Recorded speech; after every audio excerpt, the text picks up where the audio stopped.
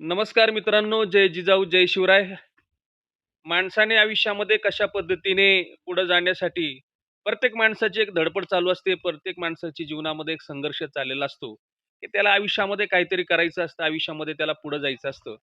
पण बरेच कष्ट केल्यानंतर, परिश्रम केल्यानंतर सुद्धा त्याला त्याच्या आयुष्यामध्ये पाहिजे तसं अपयश पाहिजे तसं त्याला यश मिळत नाही. अपयशाला त्याला सामोरं जावं लागतं.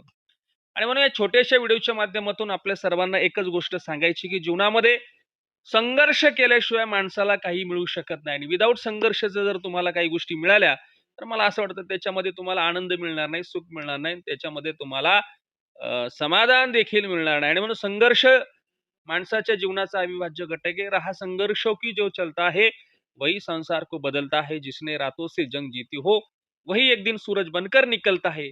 आणि म्हणून माणसाच्या वाटेला जो आहे ना, तो संघर्ष आला पाहिजे. संघर्षाशिवाय जीवन अपूर्ण आहे. आणि म्हणून या छोट्याशा व्हिडिओच्या माध्यमातून आपल्याला एवढं सांगू शकतो, की जीवनामध्ये सुखापेक्षा दुःखाची माणसाने जास्त वाट पाहिली पाहिजे. कारण दुःखामधूनच खऱ्या अर्थानं जीवनाचा उद्धार होत असतो आणि दुःख, संकट हे कोणत्याही माणसांच्या वाटेला येत नाही.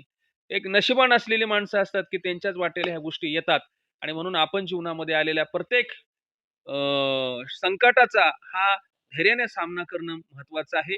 शेवटी संयम नावाची गोष्ट अशी आहे, की एक दिवस ही सगळी वादळे, हे सगळ्या काही गोष्टी असतात, ते थांबून जातात. काही राहत नाही.